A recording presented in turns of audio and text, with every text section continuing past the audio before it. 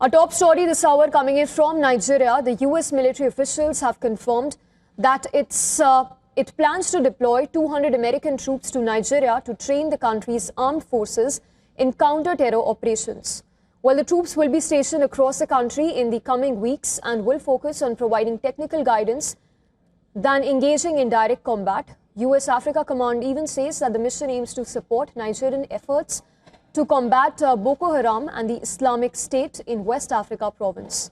This also comes weeks after President Donald Trump had ordered airstrikes against what he called ISIS targets. Just last week, the US military even said that it sent a small team of troops to Nigeria without specifying a number.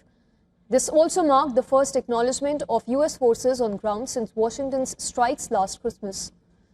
Also, attacks by armed men killed at least 21 people in northern Katsina state on 3rd of February. This came after a deal between Doma town leaders and local gunmen last September fell through.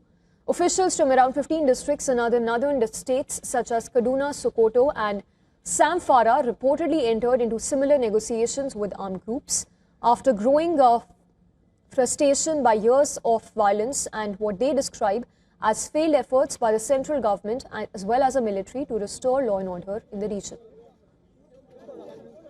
You cannot have a peace deal if the criminal is still in possession of the weapons that he can use to kill people. So it's a mistake in the first place to enter into such peace deals without disarmament and demobilization, and then to go ahead to release their members in that circumstance is even a greater mistake. And getting us more details on the US deployment of its troops in Nigeria is our correspondent Louisa Olani, who has sent us this report from Lagos. Building on a small US advisory team already in the country, the US is deploying 200 troops to Nigeria in the coming weeks to train its military against Islamist militants. They will provide training, technical guidance, and help coordinate air-ground operations across various locations, but no combat involvement. This follows Nigeria's government request as confirmed by the Nigerian Armed Forces spokesman, Major General Smaila Uba, and the US officials.